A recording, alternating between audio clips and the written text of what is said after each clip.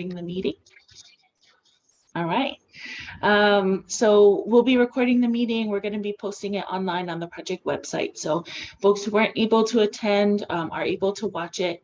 And we have already posted the slideshow that we used from Tuesday's presentation online and on the project website. So we're also going to be posting the slideshow that we have. I think we made one revision from that one, and we'll make sure to call that out in tonight's presentation. The chat box is going to be open throughout the meeting, and folks are welcome to kind of put any questions or comments that you have in there. Because we do have a lot of information that we need to cover in the presentation, we're going to try to hold all questions to the very end of the presentation. And then once we get to that, we'll go back through and we'll start going through comments and questions that were put in the chat box. And then we're going to open things up for discussion. So usually if we have any telephone callers, then they have pretty limited functionality since they're not able to see the whole PowerPoint presentation and participate fully like those that are calling in using the app or using the internet. And so we'll make sure that we give opportunity to folks calling in on the telephone and to folks who are calling in over the app or over the internet. We ask that everybody please remain muted unless you're speaking. So if you can make sure that you folks stay muted through the presentation. And then, like I said, once the presentation is paused, we're going to open up for discussion. And then when folks are sharing their mana'o, if you can just make sure that you're muted while other folks are talking. And then kind of along that same vein, so important that, you know, we are going to be discussing some pretty heavy conversation about water resources. And I think that it's normal, folks are not going to necessarily all have the same perspective. Maybe we'll probably not agree with everything that everyone else has to say. And so real important that we're all, you know, while we're sharing our mana'o, we're understanding, we're respectful, and we're patient in both sharing our mana'o and listening to other folks' mana'o. And it's my kuleana as a facilitator to make sure that we're all kind of maintaining that standard throughout this meeting. And then I wanted to cover just a couple quick Zoom shortcuts. So for those of you who are calling in over the telephone, muting and unmuting is if you dial *6. And I'll remind you again once we get to discussion time how to do that.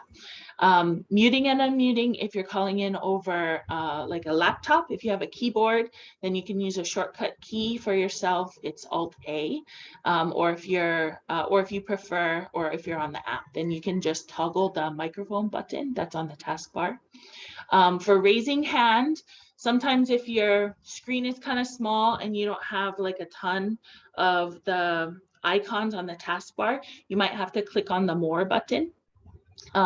If it shows reactions on your taskbar, then you can just click right on the reactions button, and then it will give you the option to raise your hand. So that's how we know if you folks want to share your mana'o during the discussion time. And then again, if you want to see the chat, then along that taskbar, there's a little icon that says chat box. So you can click on that and you can see everything that's in the chat. Alrighty. I'm going to go ahead and move along with the presentation. Okay, so we finished Pule. We're going to do some real brief introductions, project overview, and then the presentation is going to cover Moloka'i Island water resources and water systems, preliminary water use and future water demand information. And then we're going to just start the conversation about potential water supply options to meet that future demand. And we have a couple things to share about next steps in this planning process, what can be expected. We're going to go ahead and begin with project team introductions. I'm going to stop share because I think that's a little bit easier. And then, you know, we are working with Maui County Department of Water Supply. So Eva and Marty, if you guys want to start with introductions. Sure, thanks, Lily. Aloha, everyone. This is Eva Blumenstein. I'm a planning program manager for Maui County Department of Water Supply. And I have Marty Buckner here, who is really the project lead from the department for this project. Hey, thank you, Ava. So we've been in charge of gathering the data and working with Sherry at Townscape on putting this together. We got our last big chunk of data emailed to us on Christmas Eve. So that was really a pretty nice present. And any credit goes to Sherry. She's been really good at harnessing my information, and I appreciate it. Thanks, Sherry.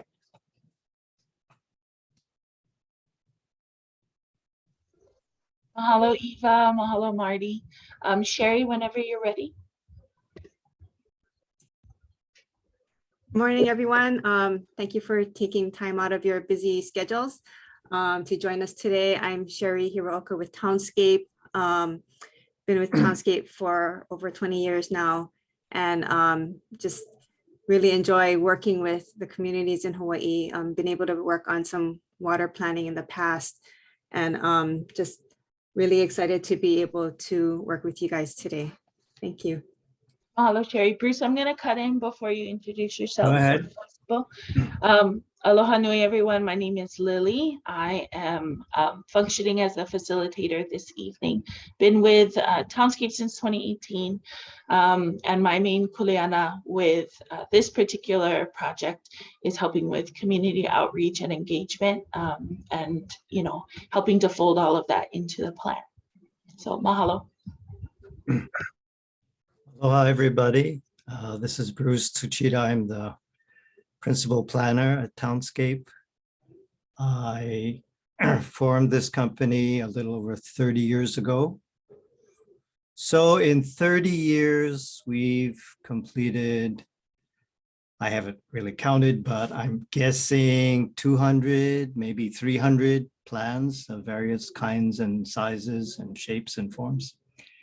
As I said in our last week meeting, though, Moloka'i is in many ways, the Moloka'i water plan is in many ways the most difficult, complex plan we've ever tackled. And we have a lot more work still to do. So I appreciate you folks joining us for this meeting, and I'm appealing to Moloka'i folks to help us with this plan, because you know your water resources far better than we do. And so we need your help to put together a plan that really works for Moloka'i. Thank you. Thank you, Bruce. Okay, folks, I'm gonna pop back to the presentation.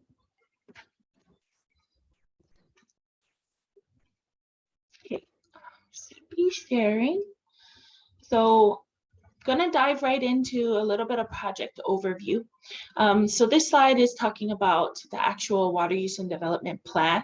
So important to understand that water use and development plans are required, a part of the state water code. So each county is required to put together a water use and development plan for their county. And Maui County has chosen to do one plan for each island. So Lanai's island plan was completed in 2011. The Maui island plan was just recently approved by the council. And I think there's a couple more steps in order for that to be wrapped up totally. And then we began work on the Moloka'i Island water use and development plan in March of last year.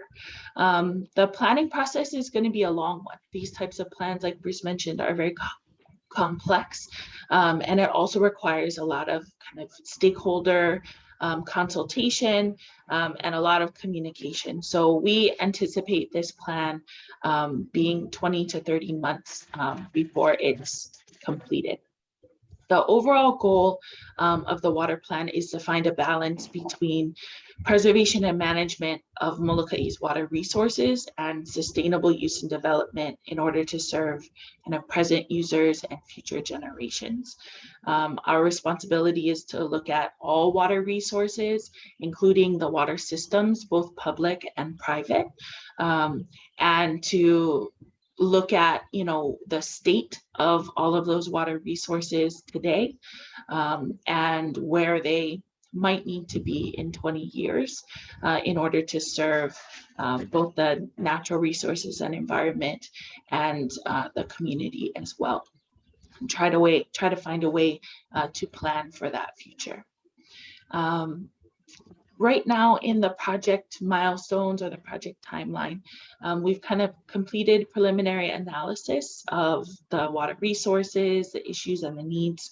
And we're looking at kind of pulling together different components for a preliminary plan. And then the next step would be putting together a draft plan that you folks would hopefully all take a look at and give us your feedback. Wanted to show a little bit about the components that go into the Hawaii Water Plan. So you can see the Moloka'i Water Use and Development Plan down there on the bottom. And that takes input from both the Moloka'i Community Plan, the Land Use Planning Update, as well as Department of Hawaiian Homeland's Regional Plan for Moloka'i. And then kind of these broader looks at water resources, the Commission on Water Resource Management Plan, the Department of Health Water Quality Plan, the Ag Water Use and Development Plan update. So all of these kind of broader plans all feed in together, and they also kind of inform each other.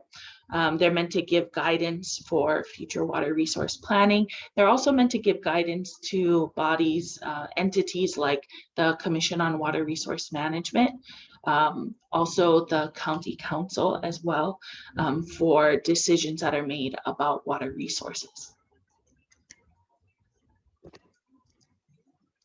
I wanted to give a very rudimentary look at water law in Hawaii. Hawaii water law is very, very unique and it's very complex. I mean, they teach courses about this at UH. And so just in a couple slides, I'm going to do my best to give a very, very, very brief overview.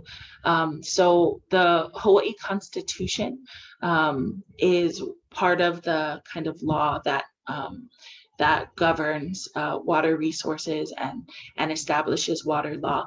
And it's important to understand the Hawaii Constitution is, you know, both the state constitution that's put together, that was put together for the state of Hawaii, and it's also influenced by Hawaii Kingdom law. And so the source documents are not just the state constitution, but it also is taken from laws that were already established during Hawaii Kingdom times. Also, the public trust doctrine informs water law and how we understand rights and interests around water and water resources, and of course, the precautionary principle. When looking at the Constitution itself, so the Constitution makes a couple mentions about water resources. So specifically in Article 11, so in Section 1, the Constitution actually mentions that all public natural resources are held in trust by the state for the benefit of the people. And in Section 7, which is specific to water resources, it mentions that the state has an obligation to protect, control, and regulate the use of Hawaii's water resources for the benefit of its people. Water as a public trust is kind of covered in the public trust doctrine, and talks about protection for several priority public trust purposes. So the public trust purposes that I have called out here. The first one is domestic water use of the general public, particularly for drinking water. Exercise of Native Hawaiian and traditional and customary rights, including appurtenant rights. Reservations of water for Hawaiian homelands allotments, and maintenance of waters in their natural state. And again, that's taken from the Water Resource Protection Plan. And then pertaining to the precautionary principle, the precautionary principle says where scientific evidence is preliminary and not yet conclusive regarding the management of freshwater resources, which are a part of the public trust, it's prudent to adopt precautionary principles in protecting the resource. So basically, want to make sure that you err on the side of caution where there isn't kind of conclusive scientific evidence or research hasn't been completed. That being said, there's also an element of the precautionary principle that says if you don't quite have the information yet, that is not good enough reason to not act. So you're still obligated to act to protect and conserve the resource, even if there isn't conclusive evidence or research that's been completed. So I share this information with everybody in hopes of conveying how unique and complex water in Hawaii is. There we go. So water in Hawaii is very unique and complex. Water rights and laws here are not necessarily comparable to other places, even to other states. All of these kind of considerations constrain the types of options that there are for water use, for water sources, for water supply, and kind of all discussions on water resources and their future have to take into account understanding of all of these kind of complex provisions. Real briefly, I wanted to discuss the meetings that we have covered so far in this planning process. So we had our first kind of open public meeting June of last year. And that was our Ho'olauna introductory meeting. All of these meetings, the recordings are posted on the project website. So if you weren't able to attend, you're welcome to watch it. We followed up with a series of regional meetings in October of last year. So we had 4 different regional meetings. One of them was specific for homesteaders. And we've also done about 30 or more talk story meetings. So individual and small group talk stories with community members and also with kind of technical experts pertaining to different aspects of water resources. So all of this information has kind of gotten us to where we are now. We have a short list here of some of the critical water issues. And these are, like I said, this is a very short list, so it's not comprehensive. These are just some of the water issues that we have heard from folks in our conversations and that have been brought up in the meeting so far. One has to do with the geography of water demand. So as you can see in this map, the northeast sector has the most water resources, and yet most folks live in the central and the west sector. So there's a difference between kind of where the water occurs naturally and where the users kind of are located. Kualapu'u Aquifer has been brought up as a concern. It's the source of most of the groundwater for the population, and there are a multitude of groundwater wells, 3 different groundwater wells that are pumping from that aquifer, and that kind of causes some environmental effects from having a lot of pumpage. We also have heard about kind of the conflict between water withdrawal and the spring and stream like natural flow to the ocean, feeding the near shores and feeding the local along the shoreline. We've heard about the significance or how important it is to folks that there's planning for water recharge, and even that those who are withdrawing water are also being thoughtful and taking action on how they can increase water recharge, sustainable water recharge to the aquifers. We've heard concern voiced about Moloka'i Ranch ownership, the fact that the ranch has been for sale. It covers a large part of the island and is also, one of the water purveyors for the island. And so that has been a concern for a lot of folks. We've also heard about the concern for high cost of water, especially on the west side. We've heard about the kind of limited agricultural water supply to folks. Maybe they have an agricultural parcel, but they don't have access to agricultural water for irrigation. We've also heard about zoning conflicts and how that has affected folks. We've also heard a bit about, surface water protection. Moloka'i Island is a groundwater management area, so it has a higher level of protection for groundwater use. And some folks have said that they would like to see the island as a surface water management area so that there's an elevated layer of protection for the surface water on the island as well.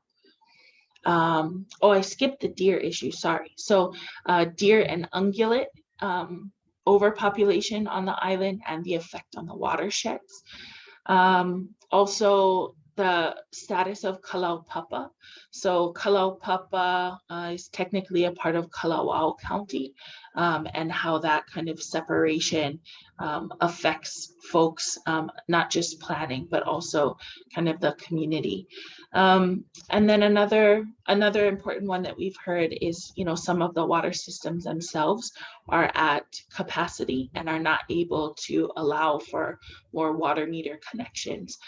So folks who might have a property but don't have access to water yet are not able to get that access because the water system doesn't have any more capacity. Another big kind of factor that we wanted to talk about is climate change. So climate change is going to be affecting everything. And some folks have shared with us kind of anecdotally about the types of things that they've already experienced. Loss of limu at the shores, less freshwater seepage into the near shore. Streams that used to connect to the ocean no longer connect to the ocean throughout the year. Dry areas getting drier, wet areas getting wetter, and of course sea level rise, which is affecting everybody in Hawaii right now. So all of these different elements have been discussed so far, and it leads to a very kind of complex and difficult water story to understand for Moloka'i.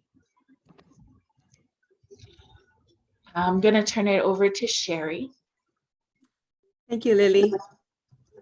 So I'm gonna try and walk us through what we've gathered so far on groundwater resources.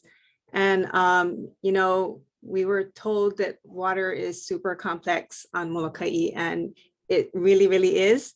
And part of that is because there is limited data on a lot of issues. So kind of starting us out with groundwater resources, there's 188 registered wells on the island, but only about 40% of them have been reporting their pumpage to the Water Commission. And from that, we know that the central aquifer sector, so that's that area in blue on the map, they've been reporting about 2 million gallons a day in pumpage. The southeast aquifer sector, so that's in the orange on the bottom right, reported about 800,000 gallons per day of pumpage. The Northeast reported about 37,000 gallons per day. And that's a total of about 2.8 million gallons of water per day being pumped. So, we typically look at what's called the sustainable yield to determine how much groundwater we can sustainably withdraw from the ground. And for the island, there's a total of 79 million gallons of water per day that can be pumped. So the pumpage is really only about 3.5% of that. But that said, the sustainable yield is not an absolute number. It's an estimate that's based on some models and, of course, limited data. It is periodically revised to account for new and updated information and just, our changes in understanding of how water works. It doesn't yet account for things like climate change, although the commission, when they do have a range of numbers that they're looking at, they try to use the more conservative or the lower number for sustainable yield. Unless there's a really good reason why they should use a higher number. And one other thing to kind of note, and this is something that was mentioned earlier in the presentation, like areas like the Northeast sector in green, the sustainable yield is 44 million gallons of water per day. But that water is, it is a little difficult to access. And, we do have some questions about whether or not we actually want to access that water. Okay, next. So looking at surface water resources, there's 36 perennial streams on the island. And only about 6 of the 41 active diversions, or about 15%, are reporting how much water they're diverting. So you can see on the table that the mountain water system, which is kind of in that lighter peachy color, reports that they are diverting about 8 million gallons of water per day. The Moloka'i irrigation system, or the MIS, diverts about 2 million gallons of water per day. And in blue, Pu'uhoku Ranch, so that's Papio Gulch, is 40,000 gallons per day. And something to note on this graphic as well is that the perennial streams are all on the east side of the island, but a lot of it is servicing, a lot of the diversions are servicing agriculture, which is the main user of non-potable water, and that's located mostly in the central and west regions of the island. Yeah. So taking a look at who's providing the water, there are 9 public water systems, which are run by 6 operators. So you can see the 6 here, all using groundwater. And so we kind of have each one listed, what is their public water service number, water system number, and about how much they're reporting in use. And so the reported total water use at the bottom, it is a 5-year average that we've rounded. And it's from 2016 to 2020.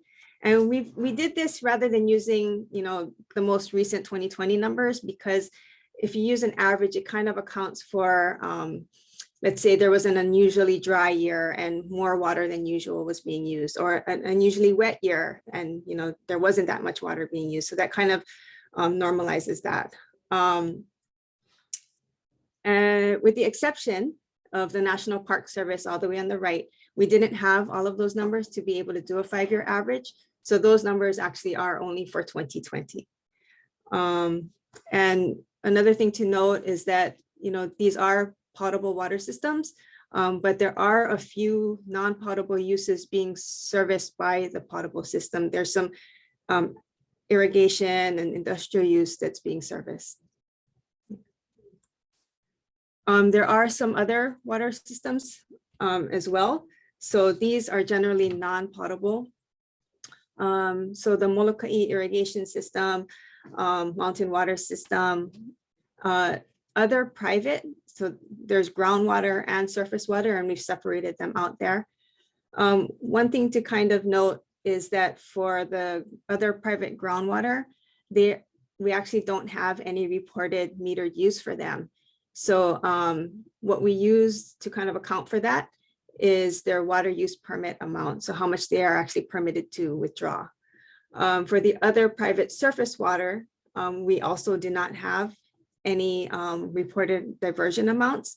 So to account for those, we used how much water they said that they were diverting at the time that they declared their diversions around 1992.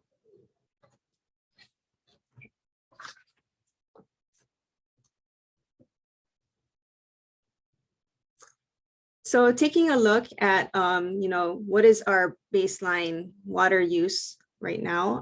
Again, it's the 5-year average, and these numbers come straight from the last 2 slides we just covered, and this is just kind of summarizing them all. You'll see the different water providers along the left-hand side of the table with how much water they reported using and how much that accounted for the total water use.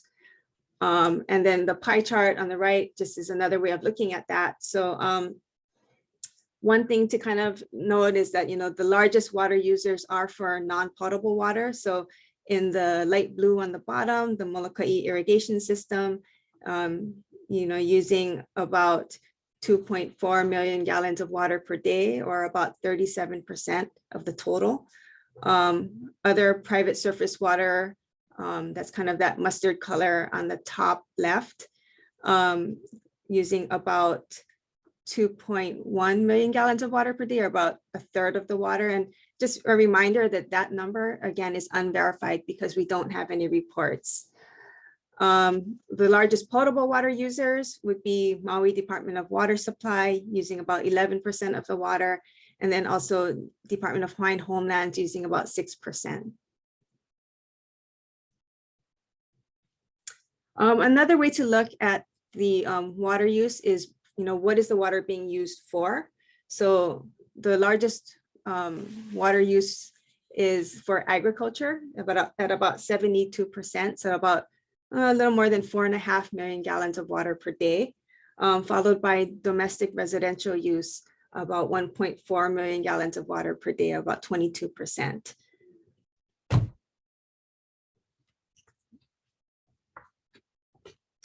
And just kind of taking a look at some of the larger water systems. So Maui Department of Water Supply, the water service areas are identified by the pink highlighted areas. The wells that they have are the yellow dots, and their water lines are those yellow lines. Kind of taking a look at where they're located. Department of Hawaiian Homelands, the service areas are in blue. Their actual DHHL owned lands are in red hatched. And their well is in Kuala Pu'u, and their water lines are in yellow. Moloka'i irrigation system, they have 4 intakes in Waikolu Valley, so surface water diversions. The blue and white is their pipeline, and you can see that it's servicing agriculture in the central sector.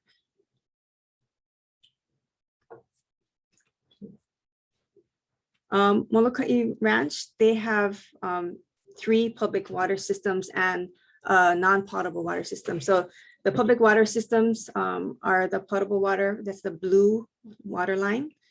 And that's coming from well 17, that's that yellow dot in Kuala Pu'u.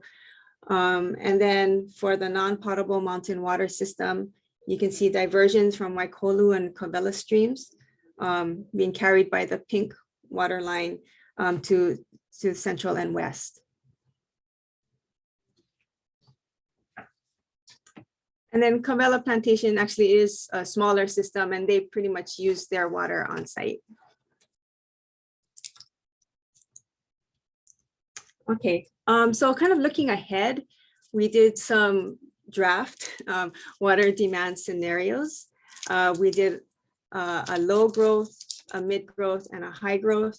Low growth, this is looking at the year 2040, so about 20 years out. We assume no change in water use. Our assumptions for the mid growth, and what we're saying is probably the most likely scenario. For the Maui Department of Water Supply and Moloka'i Ranch water systems, we assumed an increase in water use by 0.5% per year. And this reflects the growth, the population growth from the Moloka'i Island Plan. For Department of Hawaiian Homelands, the Moloka'i irrigation system and Kalaupapa water systems, these are all state water systems. So we took water demands from the 2020 State Water Projects Plan. For the mountain water system, we took the water demands from a Water Commission assessment of planned water use. And then for the remaining water systems, we we didn't change their water demand at all. For high growth, so Maui Department of Water Supply, we increased water use by 1% per year. And again, this is coming from the Moloka'i Island Plan. This was the high growth projection from that. For Department of Hawaiian Homelands and Kalaupapa, we kept the water demands the same as in the mid-growth scenario. For the Moloka'i irrigation system, we use the water demand projections from the 2019 Agricultural Water Use and Development Plan. And how this is different from the mid-growth. So in the mid-growth, we really only accounted for increases in water demand for Department of Hawaiian Homeland. So whoever, so Moloka'i irrigation system services Department of Hawaiian Homelands as well as other water needs. So for the mid-growth, we said, okay, they were only going to account for increases in Department of Hawaiian Homelands needs, but in the high growth, they would account for both Department of Hawaiian Homelands and other water needs. So again, back to the high growth, Moloka'i Ranch, and also their mountain water system, and for Kawela Plantation, we assumed full use of their entitled land. So these are water projections that they provided to us. And then for the remaining water uses, we again kept them the same as for low and mid. So this is kind of what the numbers look like. The blue is the potable water demand. The orange is the non-potable. And so, you know, the low growth. So we start off with the existing baseline water demand. And then the low growth, like we said in the last slide, the assumption was there would be no change. For the mid growth, we apologize to people who were in the earlier meeting on Tuesday. I noticed some errors in the numbers when I was looking at this again. It's not too different, but just wanted to make that correction here, and we can make that correction available on the slides that we post. So basically for the mid growth, the potable water demand increases by about 1 million gallons of water per day, mostly from growth in Department of Hawaiian Homeland needs. The non-potable water demand people that, you know, increases by about 6 million gallons of water per day, mostly from the Moloka'i irrigation system, and also accounting for DHHL water needs. For the high growth scenario, the potable water demand increases by about 2 million gallons of water per day, about half of that from Department of Hawaiian Homelands, and the other half from Moloka'i Ranch and Maui Department of Water Supply. And then for the non-potable water demand, the increases is about 10 million gallons of water per day, mostly from the Moloka'i irrigation system. Again, most of that is for Department of Hawaiian Homelands, and then about the remaining would be for Moloka'i Ranch.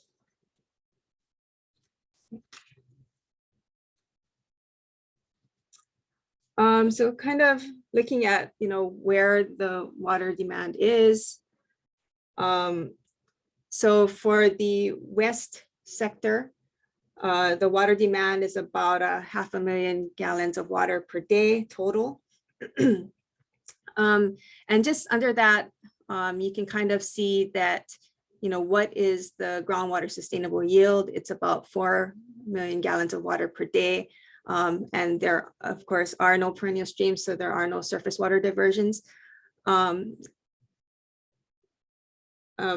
one thing to kind of note about the sustainable yield, you know, we don't know how feasible it is to tap into that groundwater. It may be brackish. We've heard that it's brackish. So these are some of the kind of things that we're going to be looking into as we're looking at, you know, supply options.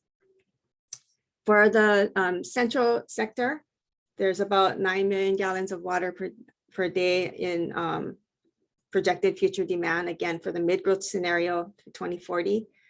A groundwater sustainable yield of about 9 million gallons of water per day and no surface water diversions.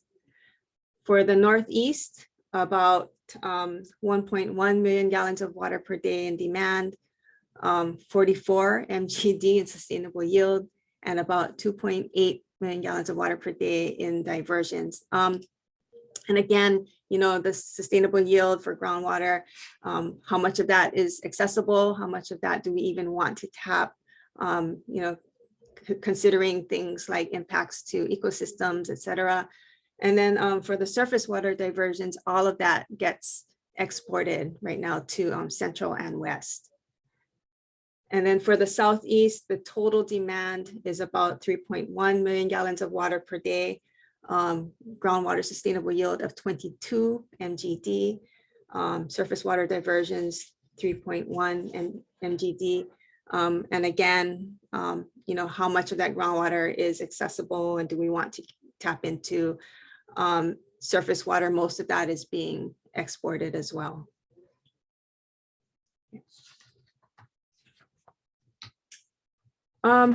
So in our next phase, now that we kind of have at least some preliminary ideas of how much water we might be looking at in the future, we're going to start to look at, well, what are our source options that we should be considering?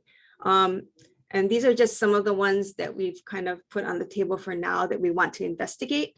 So some things like conservation, so things like, fixing leaks, how do we minimize evaporation from the open reservoirs, things like that. Resource protection, how do we ensure that, we protect our aquifers and our streams, making sure that the water percolates into the ground and things like that. Groundwater wells. So are there any places where it might be appropriate to either increase the pumpage or to add a new well to be able to provide some potable water? Those are things we're going to be looking at. Desalinization, possible for potable water needs. Are there concerns about that? Is that something that looks promising? Surface water, again, are there places where it might be appropriate to either increase diversions or diverted amounts or actual diversions, taking into account some of the other considerations? On-site stormwater capture, so things like rain barrels, how can we capture stormwater and reuse that for things like irrigation? Centralized recycled water treatment. So for your wastewater treatment plants, is it feasible to maybe add on treatment levels to be able to reuse that water for non-potable needs? And then household gray water reuse. So is that something we want to look at, maybe retrofitting, your own household water systems where you can reuse water at your own home for things like irrigation? So these are some of the things that we want to be starting to look at. And, we'd be really interested in hearing from you about what your concerns might be about any of these. If you have any one of these where you think, yeah, we should definitely look at that high on the priority list, or maybe we're missing things. So we'd love to hear about, anything you'd have to say about any of these.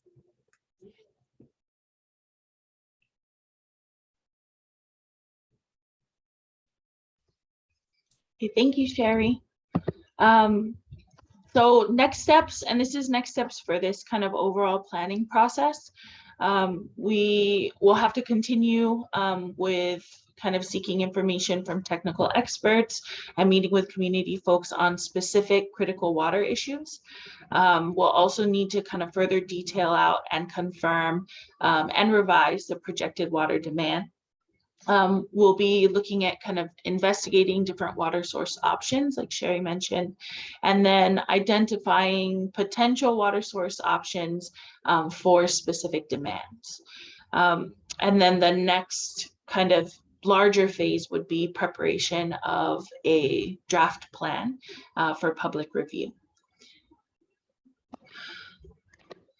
Okay, so we're gonna open up now for discussion, and I'm gonna stop share here so that it's a little bit easier for folks to participate.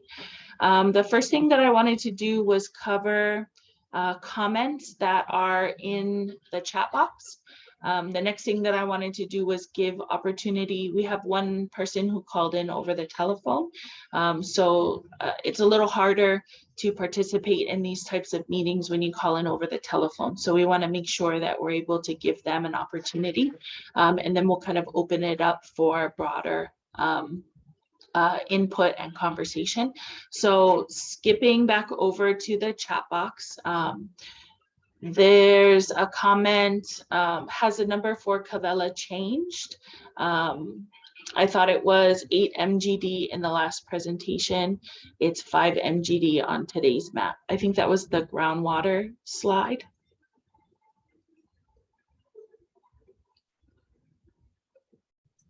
Let me go take a look and just confirm what the last one looked like.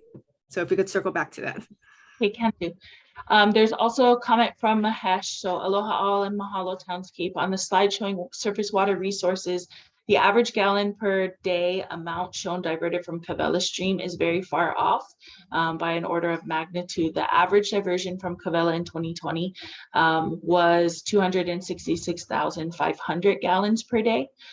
Based on numbers reported to the Water Commission by the diverter, Cavella Stream is nowhere near large enough a stream to be diverted in the 8 million gallon per day range, and is severe, and it severely skews your overall estimate, which should be around 7.9 million gallons less, at 2,348,500 gallons a day, assuming the other estimates in the table are correct.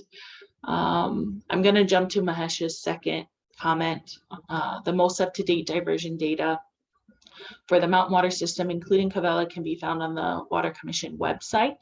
There's a community-led effort to restore Cavella and the other mountain streams that is currently before the Water Commission based on their much lower diversion rates in recent years and scheduled to be heard next Tuesday, March 15th. The current diversion data for those streams and the data provided to the Commission on end usage can be found in the Commission staff submittals posted online and related to these water resource issues. Marty, did you want to chime in? Yes, Mahesh is correct. I submitted the wrong number to Sherry. I'm sorry, Sherry. Decimal point placement is important, and I was wrong. I'm sorry. Okay, no worries. Thank you, Marty. Okay, the next comment, Auntie Cora, I see your hand up, but I'm gonna keep going through the chat box. Okay, thank you, Auntie. There's a comment on here from Karen H. Do you have a breakdown of agricultural users? Who uses the most? Bayer ?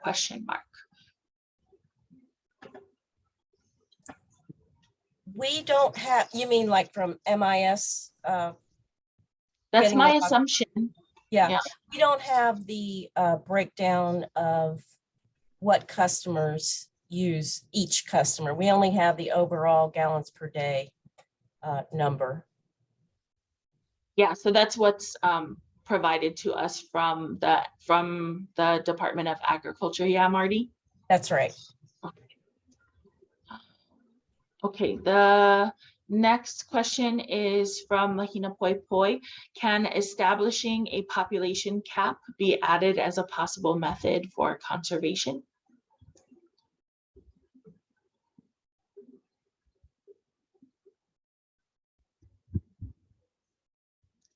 And then I also have a comment from Mahesh. The average diversion over the 2-year 2019 to 2021 stretch was 377,000 gallons per day, and uses during the same period totaled 62,000 gallons per day. Mahalo, Mahesh. Okay, that is all the comments we have right now in the chat room. You're welcome to put more questions and comments in there as well. Like I said, we're opening up for discussion. I wanted to give an opportunity. We have one person who called in over the telephone. And if you have comments or questions that you wanted to share, you can dial *6 and that will unmute you. Again, up to you. If you had any comments or questions, you're welcome to dial *6 and you can participate. Otherwise, I'm going to hop to Auntie Cora, who has her hand up. Auntie Cora, why don't you go ahead? Okay, mahalo. Besides the number being a little bit inaccurate, I did want to say that the PowerPoint, I really appreciate your PowerPoint. It gave a lot of information. I did want us to look at your PowerPoint handout. Let's see, PowerPoint on, let's see. And it was Sherry that was discussing. So she was discussing about the 2040 water demand, and hopefully it will happen sooner. But in here, I wanted to shed light that Walapu'e is a project that soon will happen. And where would Walapu'e fall on this chart that you guys have listed here? And so I was just kind of getting an idea, because the only information I got was the possible reservation of the reserve of 0.855. So where would this be in your chart? If you could direct me, I would appreciate it. Sure. Should I share screen? Sherry, should I put the slide back up? You can. Okay, let me just do that real fast. This one, yeah? Auntie Cora, this was the one, right? That one, yes, but we're hoping we're not gonna wait, well, within 2040. Okay. Right. So that is taken into account in both the mid growth and the high growth scenarios. Thank you. Because I, we don't really go into details. We show other locations, but I want to make sure that Walapu'e is considered in your folks' plan. Just a year ago was a different discussion, but I just want to make note.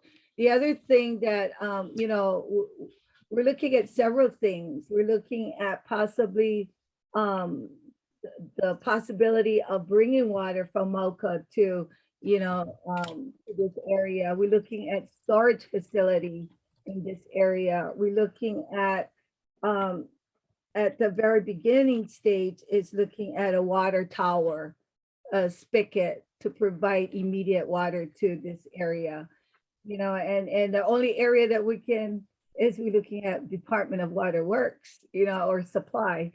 So, I want to make known and mention to bring that to the table. The other thing I wanted to bring to light was, I thought well 17, they were going to give that up. I'm surprised to hear that it's still in operation. And then my other mention I wanted to bring, and maybe you guys can mention it all at once, is, let's see, your potential water source option. And I had highlighted 4 areas. One was the groundwater well. The other one was the on-site stormwater capture, and the central recycled water treatment, and a household gray water reuse. So I'm going to kind of share my mana'o, if I may, if you guys just give me a minute. So the centralized recycled water treatment plan. At the time of doing my research a year ago, it was discharging 300,000 of water underground that they were trying to get rid of. So that 300,000 per day, gallons per day, can be harvested and somehow retreated and use that as agriculture. We're looking at per day, 300,000 gallons per day. Anyway, so that was my one opinion about that. The other thing was household gray water reuse. Well, in Walapu'e project, we're totally looking at off the grid lifestyle for our people, because no can afford $700,000 or $500,000 homes turnkey. So we're looking at what's affordable. So we would like to engage in this discussion about recycling gray water, and not just only Walapu'e. I'm sure everybody else around the island is doing it. So that would be great if we all could collaborate in this area. The other thing is the stormwater capture. During the winter time, unfortunately, it's seasonal. So this is where all the water stopped pouring in, and it's seasonal. And we got big water going on all over Moloka'i. I would say from Cavella to the east side, more so. And we can capture a lot of water. How we do it is another story, but there is a lot of water. Just learning from Ayao on that Maui one. What they did is they had put a little vent, and when the big water comes, or even ongoing water, that they were able to do two things. They were able to use energy for electric, and they were able to also use it to capture water to divert where water was needed. So that would be something that we would like to engage in discussion as well. And then the groundwater wells. Well, you know what? Take money, guys. Take a lot of money to do new wells. And, that's a Hawaiian homestay can do. We as beneficiaries might have to, lobby, and, we would have to testify on this kind of stuff. But I just wanted to share that, new homes are coming up on Moloka'i, and our Hawaiians are we very slow to develop. And we just want to make sure that our Hawaiian beneficiaries get dibs, man, get dibs for our water. We need to make sure get water for our people. Mahalo. Mahalo, Auntie Cora. Thank you so much. Uncle Walter, I see your hand up. If you could give me just 1 minute, I wanted to get through a couple comments in the chat box, and then I'll come back to you. So comment from Kiani. That decimal point placement made a very big difference in MGD. Would you be able to hyperlink the primary source information in exhibit so that anyone would be able to confirm numbers presented? Mahalo Mahesh for making that correction. That 8 MGD caught my attention too, but didn't have access to numbers to reconfirm. Comment from Andrew Choi of DHHL. The future water plan should clearly articulate ways in which DWS will collaborate with DHHL. And a comment from Karen H. The lands awarded to Hawaiian homes 100 years ago were some of the least useful, thanks to the sugar planters lobbying. We all support land for homesteaders, but providing water to some of the awarded areas is a real challenge. Traditionally, water stayed in the ahupua'a, food for thought. And Mahesh commented, relatedly, the Water Commission next Tuesday is also taking up large reservations of ground and surface water for use on DHHL lands. Uncle Walter, whenever you're ready.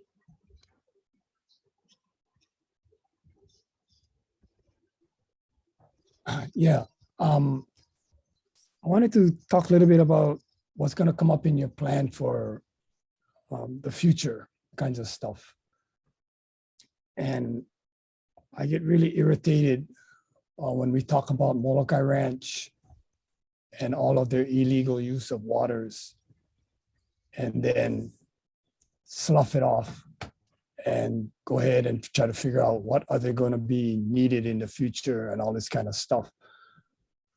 I'm hoping the plan is going to say that how many years of illegal use, and what does the law say if you illegally use these wells, and what kind of fines that you're supposed to get.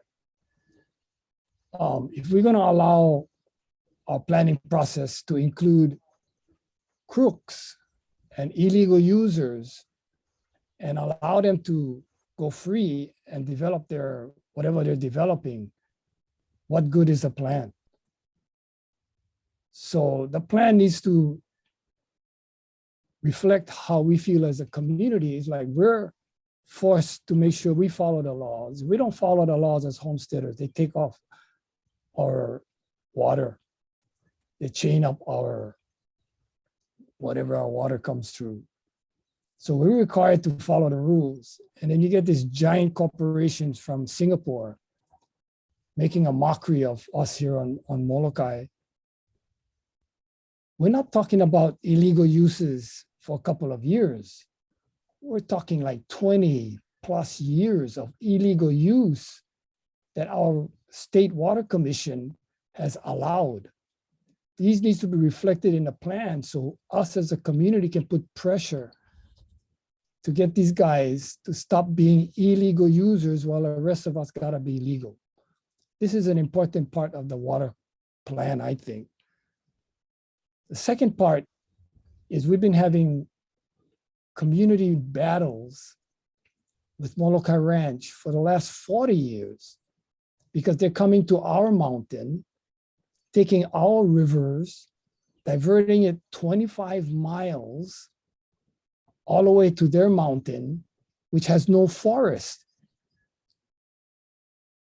So they're putting pressure on us guys who live in the middle section of Moloka'i, where we have our forests, and their ability to spend more money building systems where they can drain our forests and the rivers and the streams. So we've been demanding that they plant their own forests. This plan should be very specific, that Western Molokai guys is gonna have to plant their own forests and stop taking all of the water so that we cannot grow as fast as we want to in the central area of Molokai. Reforestation needs to be a big issue in this plan and force these guys not only to pay all their fines, but to start providing a water source for their future uses by planting a forest. The other issue I want to throw up here is the Molokai irrigation system. That system was built for homesteaders. In order to get the funds from the federal government, they used the homesteaders to get those funds to build it. Then they build it, and then they give it to DLNR. Then DLNR didn't want it, so they give it to the Department of Ag. That system should be in your plan saying that it belongs to the Department of Hawaiian Homelands. The people with the water can have a future on Molokai in farming. And that future is supposed to be the Department of Hawaiian Homelands. That's why those funds were spent. I think these are important things that if anybody's going to look at this plan to decide how they're going to do and what they're going to do, it has to have these kinds of issues clear so that we can do what we got to do as a community to get the state to do what they should be doing. But without these kinds of information, we talk as a community and nobody listens. So please put these things in your plan for now. Aloha. Mahalo ko.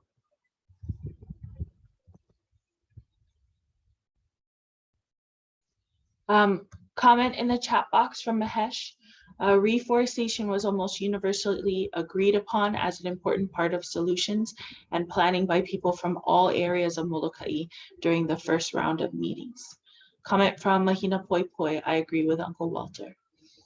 Again, if you folks, oh, here we go. Auntie Cora, I see your hand up. So go ahead and unmute. Aloha, it's for my mom. Hey, Hi, aloha, Auntie. hey, Brother Walter. You are Brother Walter. Yes, it's for the Hawaiians. Yes. Who is the private guys? And how much water are they using? Are we communicating with the stakeholders and the big landholders? You know, we need to know all this kind of stuff. Because of us, the kupunas supporting all our people and the future of our children. And that's why waking up everybody now. Now the guys all get all these kind of stuff now. Molokai water plan. It's about time. Why? We gotta fight our own to get the water. How you like that one? I said, we don't need to fight the water. All these guys is already using and abusing us about the water. We can't even get water. So you know what? I want you guys to look deeper into this because you know why? because this is life. Nobody can go without water. Let us know that. You know, Jesus, he gave the rain. If he don't give the rain, no more water. So you know what? Everybody that is going and doing whatever you need to do it right. Because Jesus is watching us and hearing us. The life that we live here is temporal. That's what we need to know. That we have to go ahead and love each other and how we can support each other while we living on this earth. We're 80 already. Hey, I'm gonna fight until I go. Because why? We get all our children left back, our grandchildren, great-grandchildren. They're no more house. Everybody is gonna pile up like sardines inside the house. Because why? They not can afford. So we're going the cheapest way we can to go ahead and live according to the way that we were raised. So I needed to share that. Okay?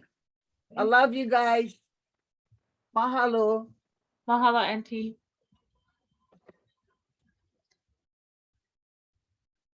Okay, we're caught up on comments in the chat box. If other folks wanted to share their mana'o, now is the time. You're welcome to just unmute and you'll pop up to the top of my screen and I can call on you. Hi, aloha. I'm Helen O'Connor. You know, I was listening to Auntie, what you were sharing. You know, we really need to look at the department. It's the department who allowed that to happen.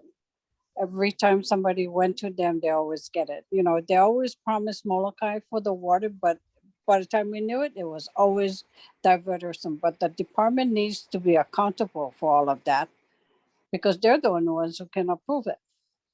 That's all I wanted to say. Mahalo, thank you. Comment in the chat box from Karen H. How is Townscape addressing the reforestation issue?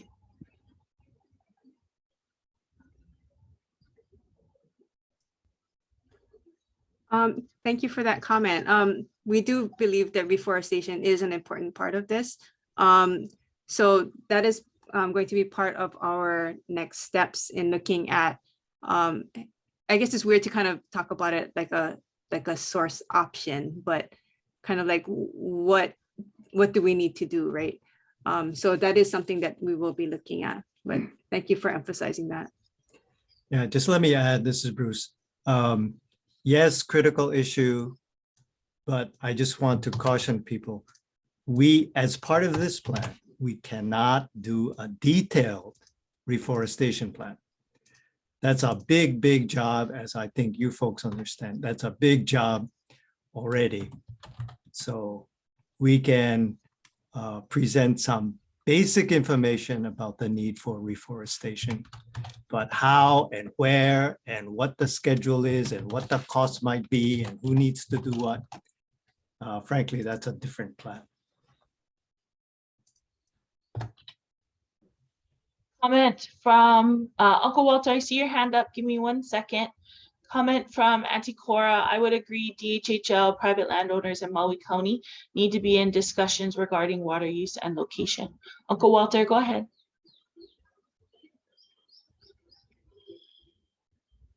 Yeah, I don't think we're asking for a detailed plan for a forest. All we want to make sure is that as part of the solution, it's a solution that Central Molokai has been trying to get for all of these years to plant their own. It's not like it's going to be a brand new forest. All the history of Molokai talk about a huge forest on that mountain. And I can go on and on about all the kinds of things that happened in that forest, you know, including Kauai Pahoa and all those kinds of things. And it's very, very important that in this plan, we put that in there. And I just wanted to make a small comment about what is happening in the forest where we live in Central Molokai.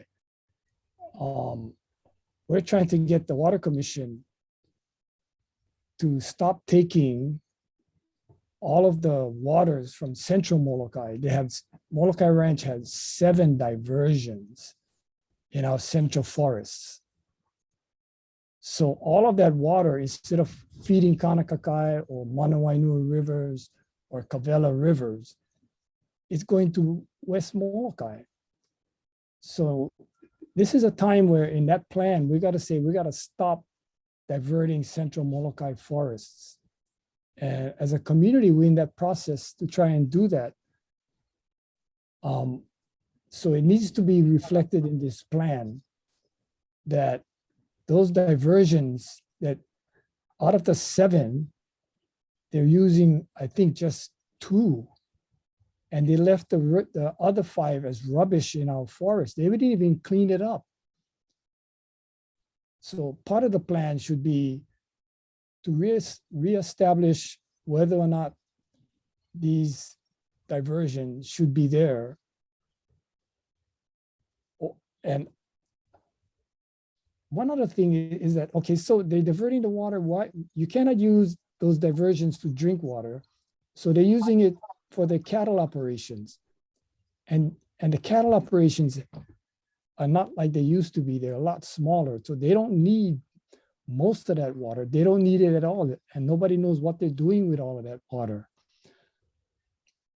So it's a very important thing that we not only tell them to plant their own forests, but we tell them to clean up the mess that they've done in the existing forest that we have.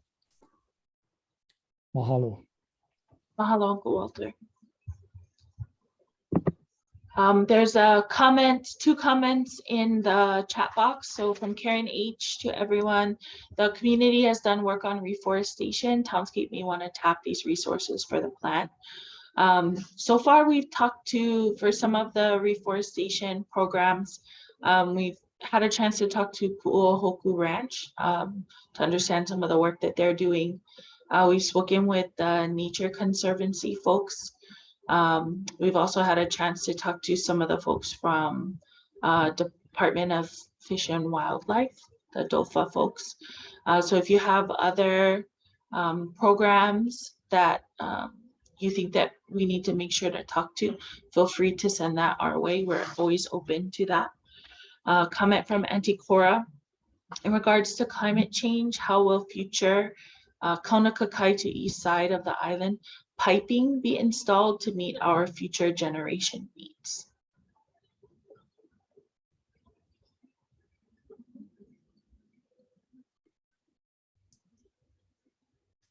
Ask. Auntie Cora, can you please explain your comment a little bit more? I'm not sure I really understand what you're asking.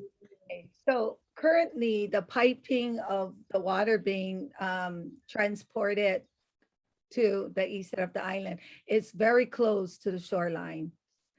And yeah, so that would be a big problem if not yet. I know there's a land problem, and I know that there is a sewage problem, backups on these homes that are living on the ocean side of the street.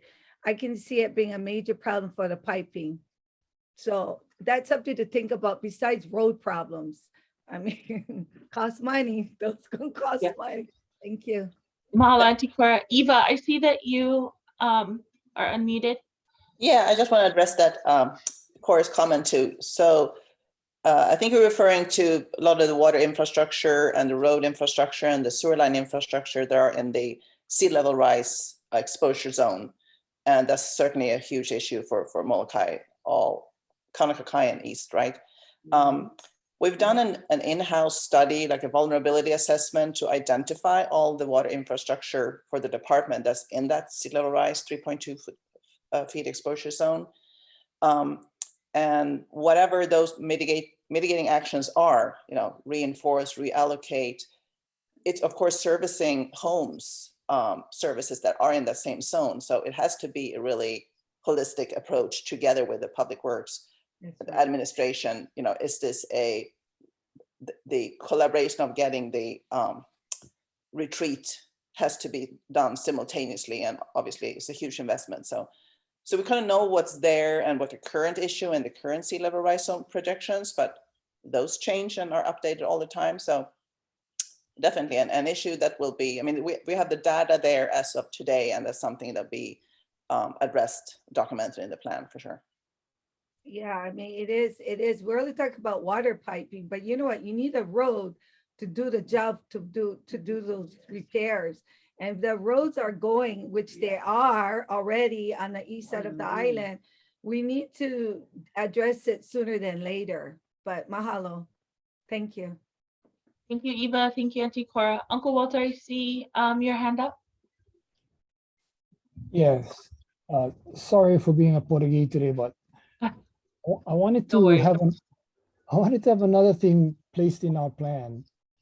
And I wanted the plan to do a section on the ahupua'a and how important that is, because I've been grumbling about the ranch taking water from our ahupua'a to their ahupua'a. So I think it's really important that this plan allows people to understand that this traditional land management unit allowed us to survive for 2,000 years. So for us to go away from that is a big mistake. And for us not to look at that as being a potential way of solving a lot of our problems is a good idea. Because right now, most of our ahupua'as are not in very good shape because of misuse of each of the ahupua'as. So it's really important for us to understand that each ahupua'a was an independent unit that could survive on its own. And that was really, really important for survival on islands in the middle of the Pacific. Mahalo. Mahalo, Uncle Walter. Lily. Yes, go ahead. Uncle Walter, thank you for that. And let me assure you that we will have a section in the plan about the importance of the traditional ahupua'a. And let me also say, we try our best to understand and illustrate and respect those traditions in all of the large-scale planning that we do. Thank you. Thank you, Bruce. Yeah, I have a comment from Kiani.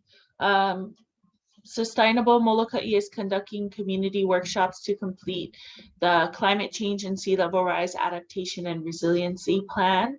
I would recommend the concerns of water lines along the shoreline be shared in that process. Mahalo, Kiani.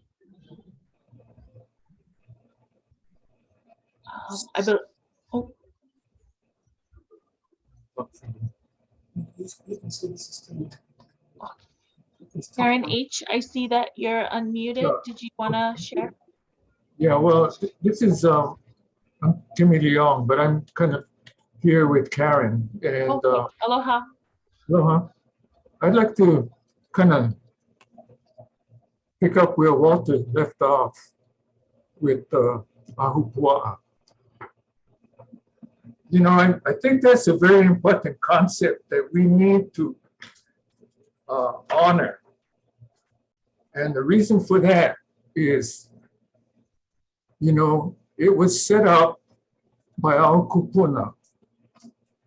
And they had wisdom in that process, because what they did was they divided the land to provide each ahupua'a with everything that they needed, from the ocean all the way to the mountain. And so each ahupua'a did not have to depend on another section.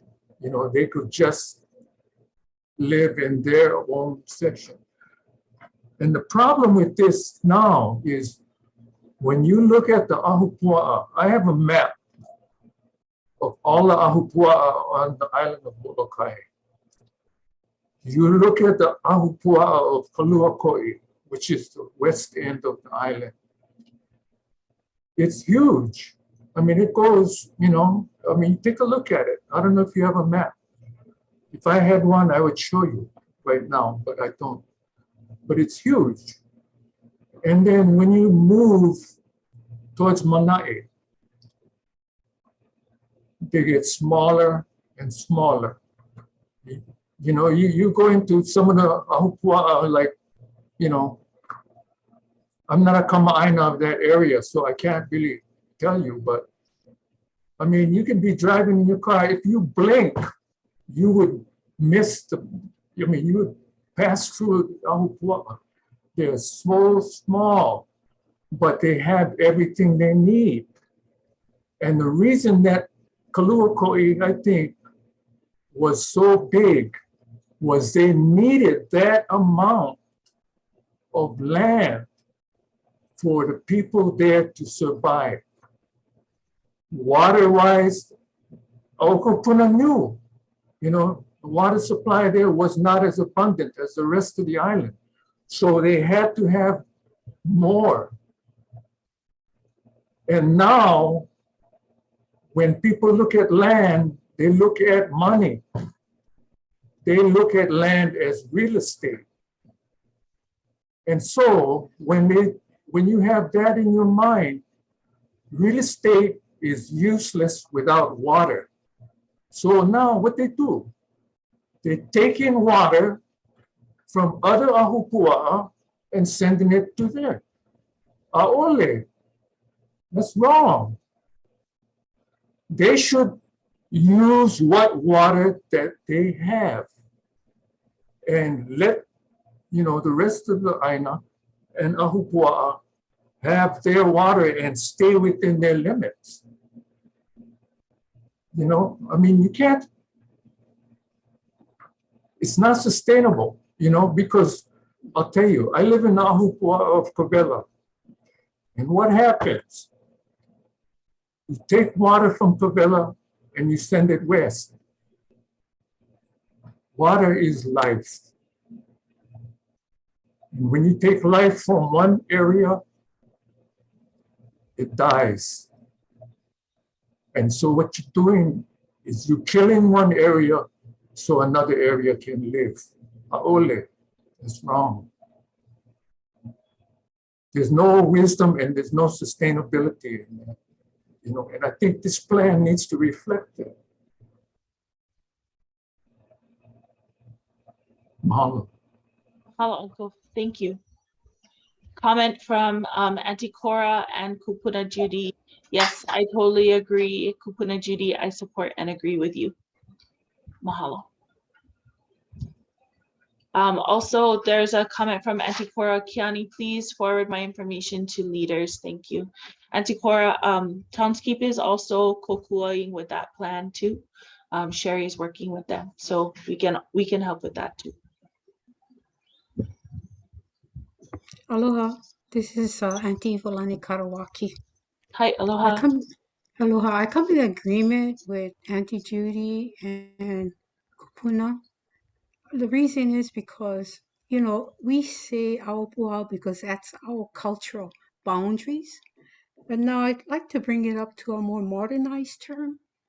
And I'm seeing the Aopu'as are territorial. We keep what we have in our territorial.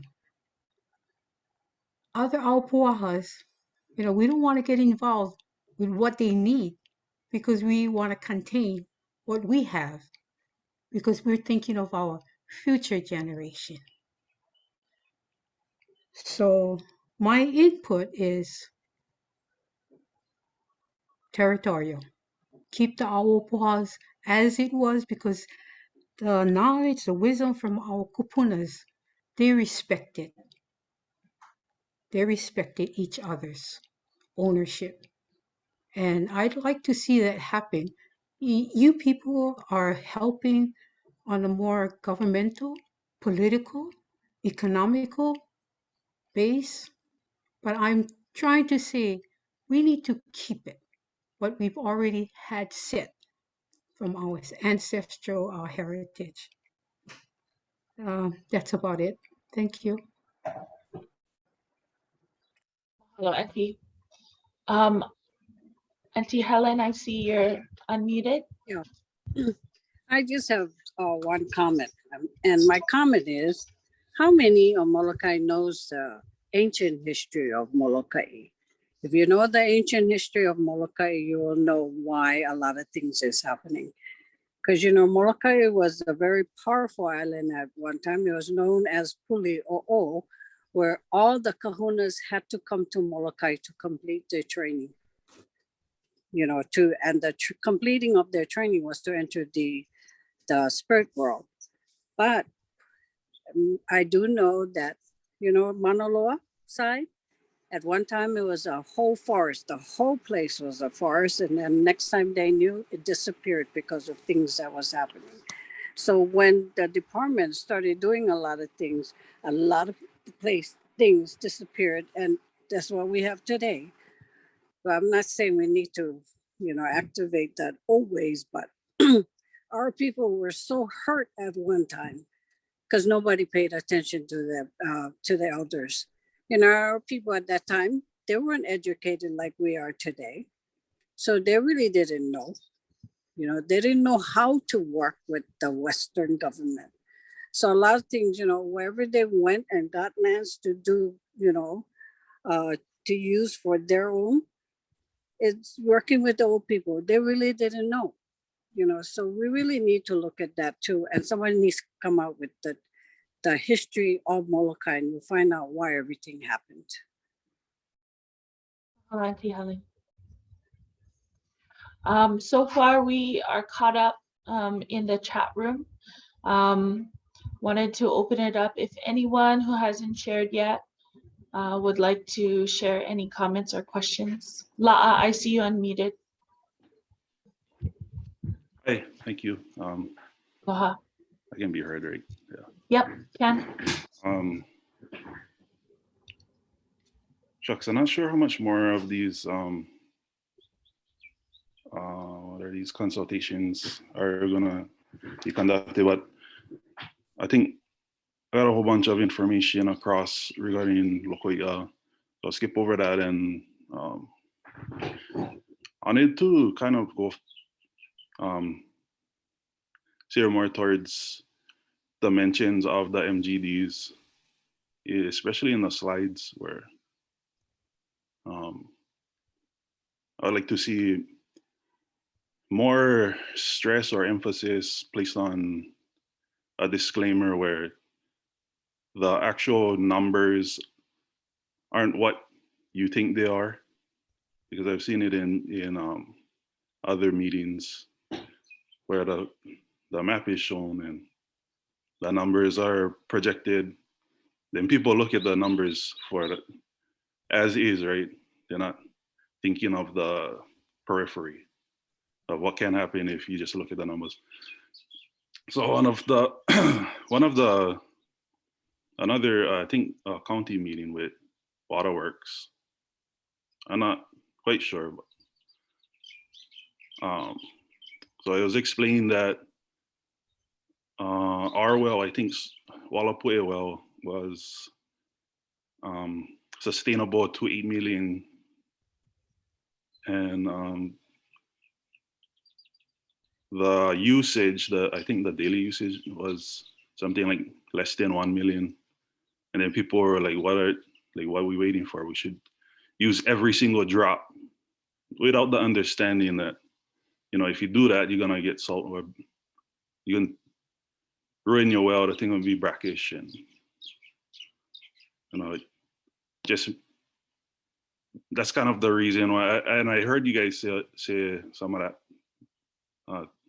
early in the presentation, where there was some emphasis on what you see isn't what, like, the numbers isn't consistent with what nature is gonna give you. So a little bit more of that, I think, would be good for the common person who may not understand how water works in the ground.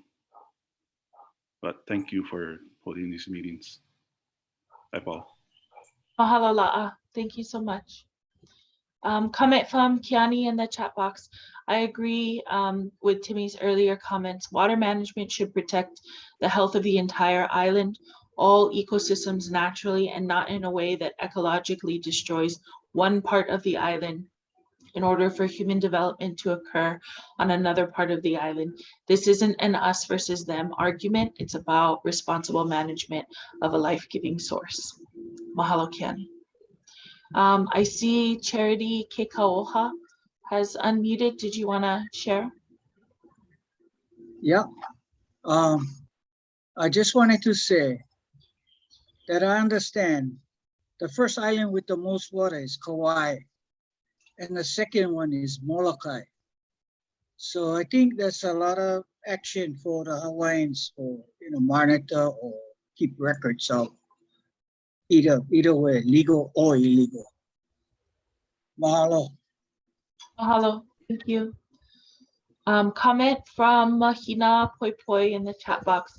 Will there be a meeting or time in this process that we can focus on sustainable yield?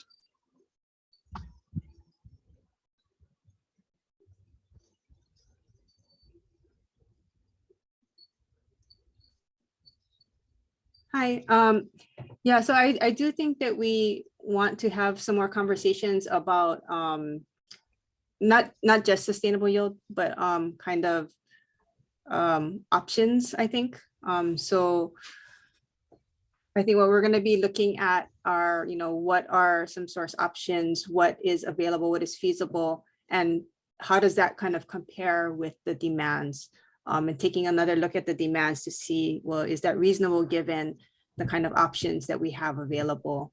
So I think that's where the sustainable yield conversation comes in, but it will be, I think, along with some of the other discussions on options.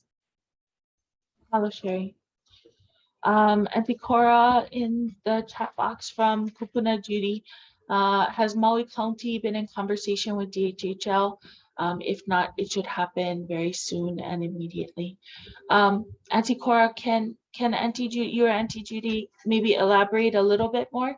Conversation with DHHL kind of about water resources or future planning? Okay. So my mom is right here. Okay, guys. That's my mom is right.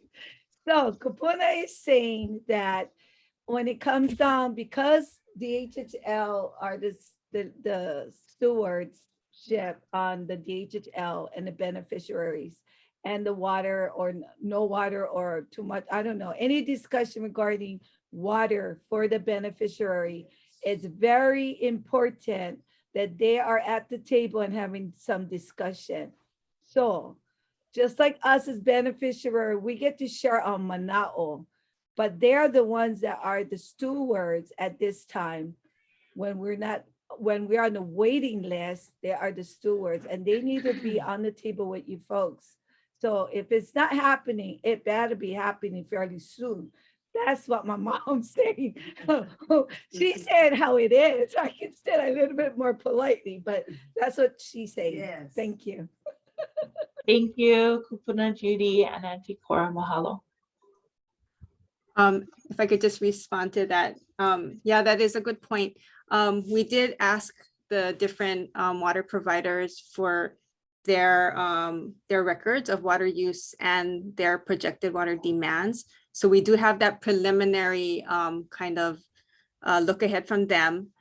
We do want to, after these meetings, kind of circle back, look at kind of, because again, this was our first cut at things, to kind of look at that again and then talk with some of at least the larger water providers to see, are we taking into account everything, or have we accurately reflected, the information that they gave us? So we will be doing that. Thank you.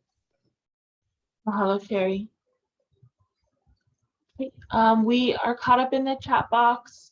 Anyone who hasn't had a chance to speak, now is a good time. You're welcome to unmute just by toggling the microphone button, or if you have a keyboard, you can press Alt-A and that will unmute you.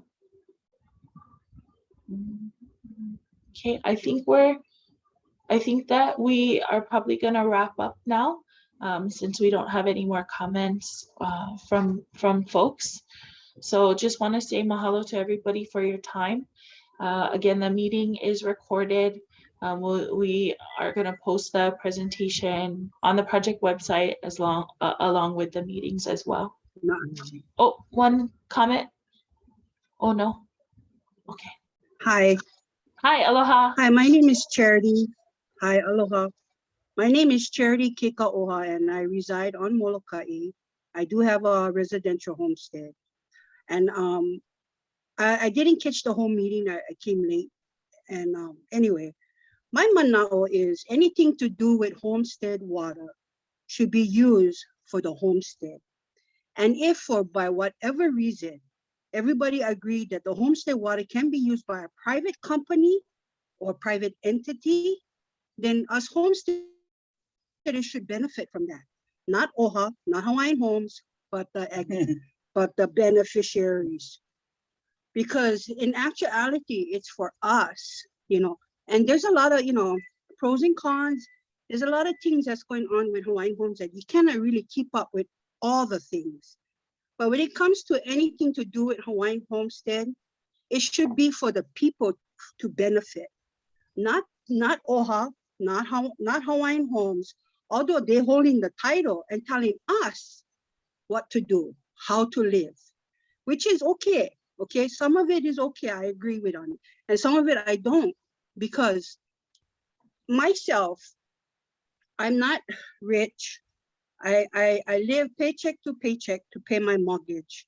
I thank God for everything I have. I feel I'm blessed with whatever means I have right now. But it's so sad to see people out there, Hawaiians and any nationality, that don't have a place to live, that don't qualify because of their income or because of their hardship of living. And then here us living on homestead and have to go through all of this, I call it BS, because it's not looking out for us, it's looking out for politics. I hate to use that word, but it's looking out for politics and for politic gain. It always starts off with good intentions, but end up us as the Hawaiians, because we're not finding the right words to use, or we're not finding the right paperwork to bring forward. Yeah, we just grumbling because we know if something is wrong, how are we gonna fix them? And we don't know how to fix them, because no matter what, always something. And all these meetings that come about, you guys bring these meetings about only to get numbers. I'm not saying you now, forgive me. It's the whole entities, the whole politics about it. It's that they take the numbers and they're still gonna do what they like do. And that's why us locals are pissed off already, and disappointed. I shouldn't, use that kind of harsh words, but forgive me. I'm disappointed to see the actions that are taken.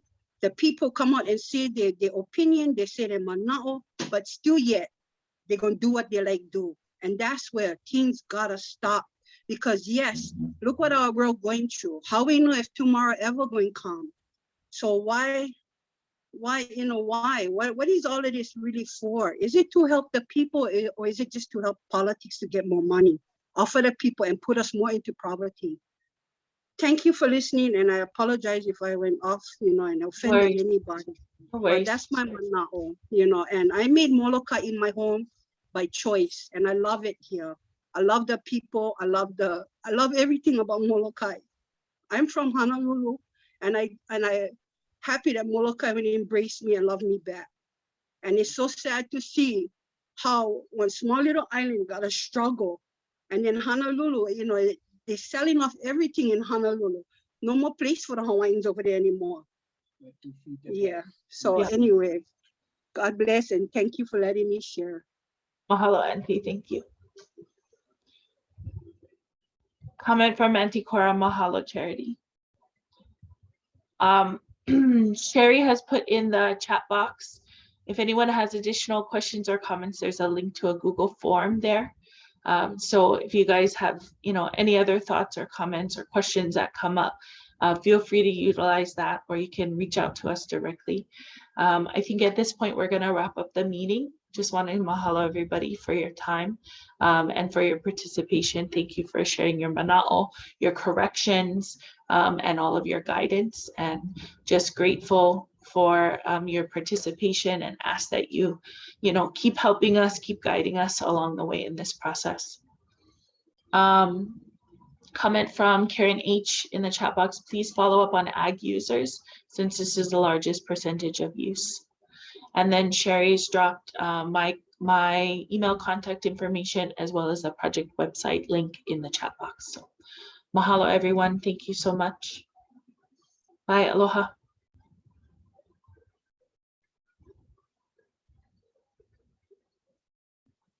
Aloha, thank you. Aloha, Auntie Charity. Mahalo.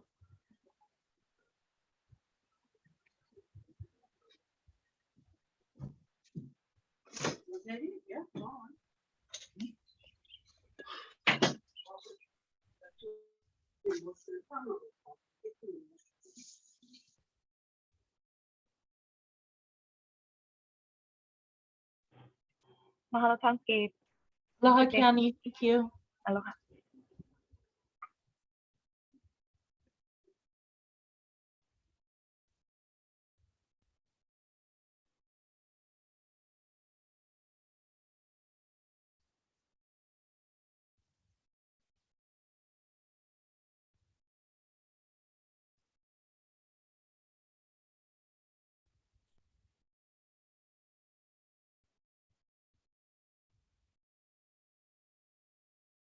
Bye, Sherry.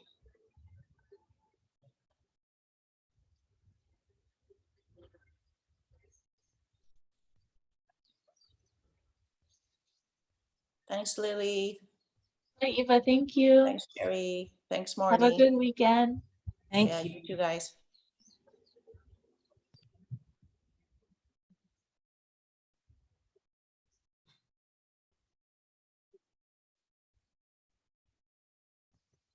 Great. Mahalo, everyone.